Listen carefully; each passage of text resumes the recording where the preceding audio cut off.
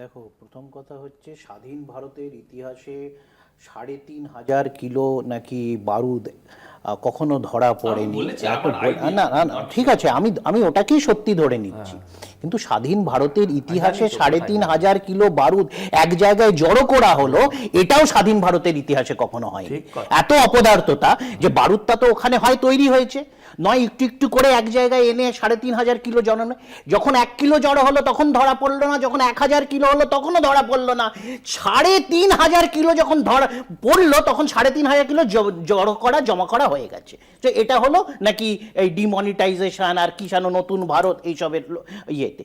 আচ্ছা, এই ওই জায়গাতে ওই রেড ফোর্টে ২০২০-তে মানে ৫ বছর আগে আরেকটি সন্ত্রাসবাদ জঙ্গি আক্রমণ হয়েছিল, দুজন এলটি মানে যে লস্করে তোয়েবার গানম্যান ধরা পড়েছিল।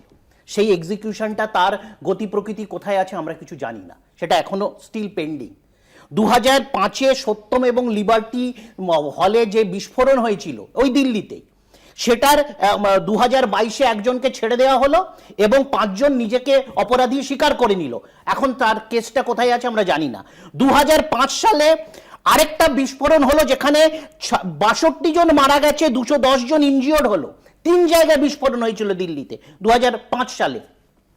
তার এখনো কি হয়েছে সাজা, ১২ বছর ধরে ট্রায়াল চলার পর ২০১৭-তে দুজনকে ছাড়া হলো এবং একজনকে বলা হলো তিনি দোষী, তিনি সাহায্য করেছিলেন, কিন্তু তার ১২ বছরে শাস্তি কাটা হয়ে গেছে, তাকেও ছেড়ে দেওয়া হলো।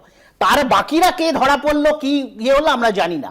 ২০০৮ সালে ৫ জায়গায় ব্লাস্ট হলো দিল্লিতে, তার যে ১০০ জন ইনজিওর্ড ২৫ জন মারা গেল, তারও আমরা জানি না। এই যে তদন্তকারী সংস্থাগুলো আসলে করে আমরা তো জানতে চাইছি। আমি তো ২০০৮-এর ২০০৫-এর ২০২০ এত সবই উদাহরণ দিলাম, তাহলে এদের প্রফেশনালিজমটা কোথায়?